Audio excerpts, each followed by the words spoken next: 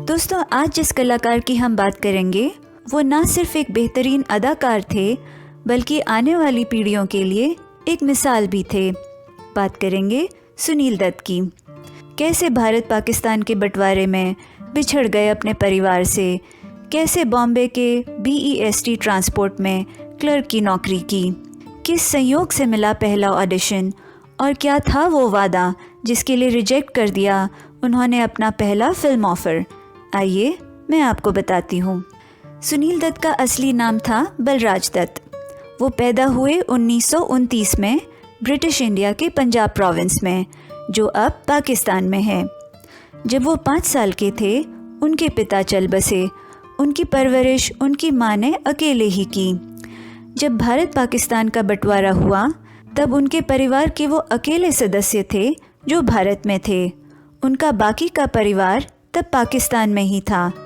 किसी तरह army truck में बैठकर अपना गांव छोड़कर उनका परिवार पहुंचा झेलम के रिफ्यूजी कैंप। लेकिन इस अफरा तफरी में उनकी माँ के कहने उनके पाकिस्तान के घर वाली ज़मीन में ही दफन रह गए। अब उनके पास बिल्कुल पैसे नहीं थे।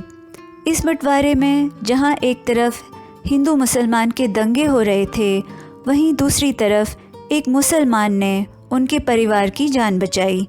ये मुसलमान थे मिर्ज़ा याकूब खान, जो सुनील दत्त के पिता के दोस्त थे।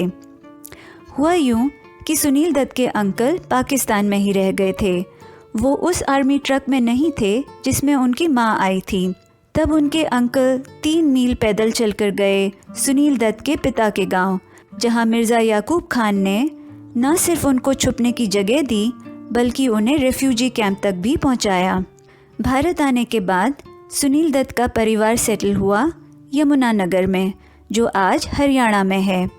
दोस्तों, इन सब तजुर्बों ने सुनील दत्त पर गहरा असर छोड़ा, जो आगे जाकर नज़र आया उनकी समाज सेवा और राजनीतिक असूलों में। बंटवारे के बाद माँ और छोटे भाई की जिम्मेदारी आ गई सुनील दत्त पर। उन्होंने आर्मी में एक क्लर्क की नौकरी कर ली। 1950 के दशक में सुनील दत्त मुंबई आ गए, जहां उन्होंने जय हिंद कॉलेज ज्वाइन किया BA की पढ़ाई के लिए।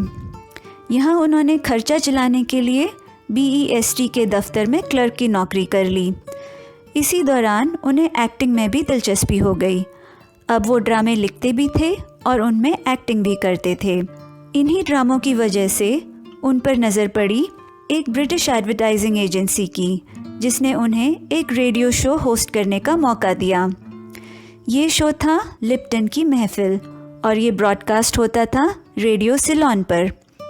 ये शो बहुत ही लोकप्रिय हो गया। इस शो में सुनील दत्त अलग अलग सेलिब्रिटीज़ के इंटरव्यू लेते थे। उनका पहला इंटरव्यू था एक्ट्रेस निम्मी के साथ। बाद में उन्होंने दिलीप कुमार, देवानंद और ऐसे कई बड़े सितारों के इंटरव्यू लिए। किस्मत से ऐसे ही एक शो के दौरान उनकी पहली मुलाकात हुई नरगिस से, जो बाद में उनकी पत्नी बनी। इस शो की पॉपुलैरिटी देखते हुए उसी ब्रिटिश एडवर्टाइजिंग एजेंसी ने उन्हें एक और रेडियो शो दे दिया, जिसमें वो फिल्मों की शूटिंग की लोकेशन पर जाते थे और शूटिंग कवर करते थे। ऐसी ही एक फिल्म की शूटिंग पर डायरेक्टर रमेश सहगल को उनकी पर्सनालिटी पसंद आ गई। ये फिल्म थी शिकस्त। सहगल साहब ने उनसे कहा, अरे तुम खुद एक्टर क्यों नहीं बन जाते हो? इस पर सुनील दत्त बोले, अगर हीरो का रोल मिलेगा तो मैं तैयार हूँ। उसी वक्त उनका ऑडिशन अरेंज कर दिया गया। दोस्तों, शिकस्त फिल्म में दिलीप कुमार काम कर रहे थे। उन्हें दिलीप कुमार के कपड़े दिए गए पहनने के लिए। पैंट और शर्ट दोनों के स्लीव्स थोड़े छोटे पड़ रहे थे। उन्हें बताया गया कि ये सामने दरवाज़ा है, इसे खोलकर आपको अंदर जाना है, सामने कैमरा होगा और तुम्हें ये डायलॉग बोलने हैं। जब सुनील दत्त ने दरवाज़ा खोला तो सामने तेज़ लाइट थी। इससे उनकी आंखें चौधियाँ गईं। उन्हें कुछ दिख नहीं रहा था। ये भी पता नहीं चल रहा था कि कैमरा किधर है। नर्वसनेस में उन्होंने जल्दी जल्दी डायलॉग बोला और वहाँ से भाग गए।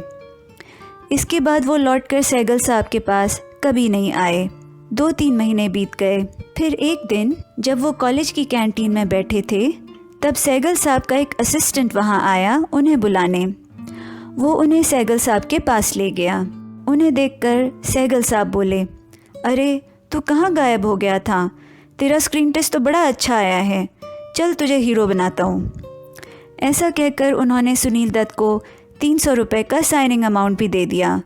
उन्होंने सुनील दत्त को कॉलेज छोड़कर फिल्म में तुरंत काम शुरू करने को कहा। इस पर सुनील दत्त का जवाब क्या था? जहाँ कोई और इस बात के लिए फ़ौरन तैयार हो जाता, वहाँ सुनील दत्त का जवाब था, माफ़ करना लेकिन मुझे बीए तो पास करना ही है, चाहे कुछ हो जाए। मैं अपनी माँ को वादा करके आया हूँ, मैं बीए पास करके आऊँगा शूटिंग के लिए। ये बात सुनकर सहगल साहब उठे और उन्होंने सुनील दत्त को गले से लगा लिया। वो बोले, लोग तरसते हैं हीरो बनने के लिए और तू अपनी माँ को दिए वादे के लिए मना कर रहा है। चल मैं तेरे लिए इंतज़ार करूँगा। बाद में रमेश सहगल की ही फिल्म रेलवे प्लेटफॉर्म से सुनील दत्त ने डेब्यू किया।